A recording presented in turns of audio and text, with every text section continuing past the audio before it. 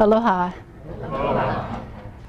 Some of you are probably wondering, how did a haole lawyer from the mainland get a Hawaiian first name, a Chinese last name, and a book from the Bishop Museum? As you can imagine, I've gone through a lot of change to get here. I was given the name Makana by a kupuna, a Hawaiian elder, who adopted me when I first moved here about 7 years ago. But about 10 years ago, I pretty much had a life like you. I owned a company in Silicon Valley. I was working 60, 70, 80 hours a week, and I loved it. I loved my job. I loved my work, really enjoying it. But for about 6 months, I had had a problem with feeling tired. Do any of you ever feel tired? Okay, I can relate to this. This morning, last night.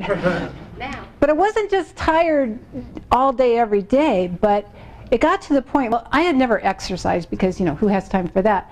But on weekends, I would go for long hikes with my dog. And it got to the point where I couldn't walk a mile before I was tired. Well, of course, my friends said you should go see a doctor, but who has time for that? Well, one night, it was a cold winter's night, and I was sitting at home reading by a fire, and I ran out of wood. So I decided to go down the basement and get some more wood.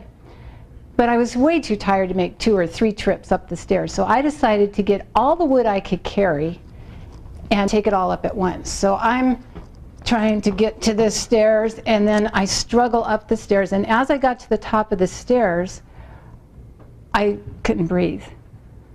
And I dropped the wood and collapsed on the floor. And I could feel my heart beating. And so I tried to take my pulse. It was beating so fast I couldn't count it. So I'm going, trying to calm down. And that wasn't working. I lay there for 20 minutes and finally thought, well, I guess I better get myself to the phone and call 911. I went to the hospital, and many days, many tests later, the doctor said, you have congenital heart disease, exacerbated by being 50 pounds overweight, by your stressful lifestyle, by the bad food you eat, and the fact you're not exercising. He said, change your life or die. Now, I was only one of about 6 million people diagnosed with heart disease that year and every year, not to mention the millions diagnosed with diabetes and cancer, and we're all told the same thing, change or die. What percentage of people who are told that do you think actually change? How many think it's at least 80% of those people change? See, you're smart. How many think at least half change? Okay, how many think it's more like 30%?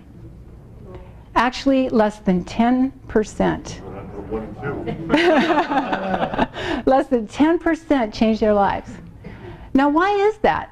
Well, the conventional wisdom is change is hard.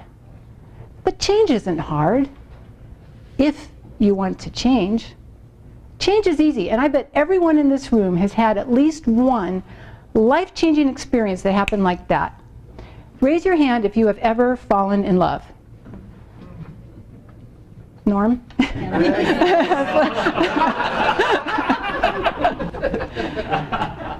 When you fall in love, you change like that, right? Suddenly you're thinking about this person. You're talking to them on the phone. You change your schedule. You move. You get married. You have kids. Now, I'm not saying staying married or raising kids is easy, but the choice to make that life-changing change happens like that. It's easy.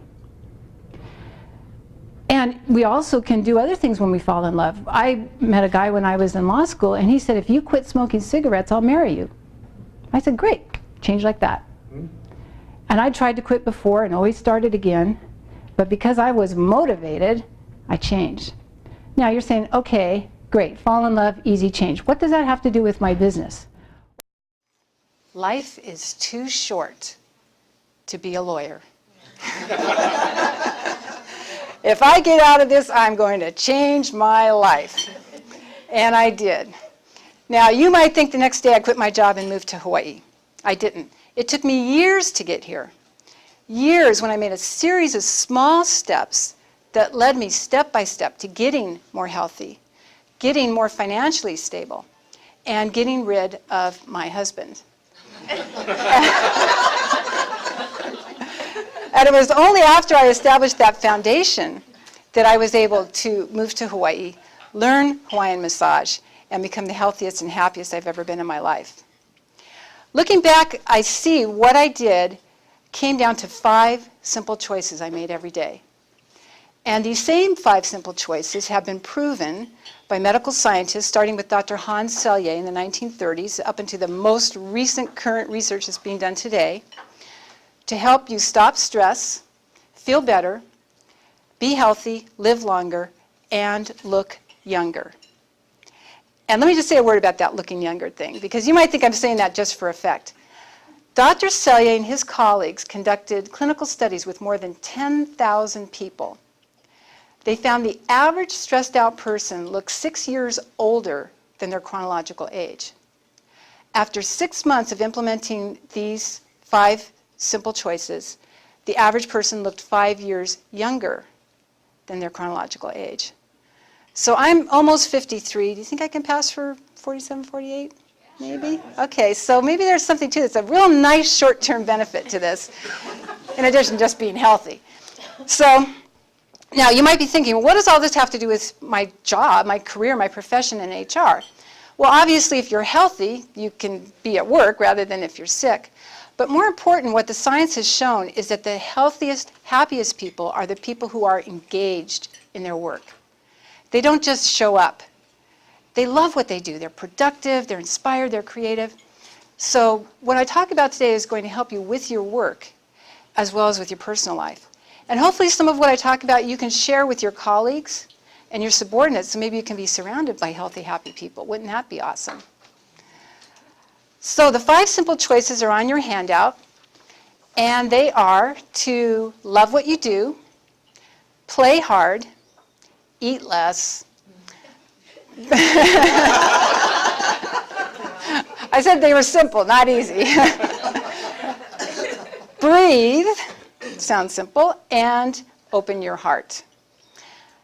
And I'm going to talk about these and give you some tools around these. And you might want to take out a pen because I'm going to be asking you some questions about how these might apply in your own life.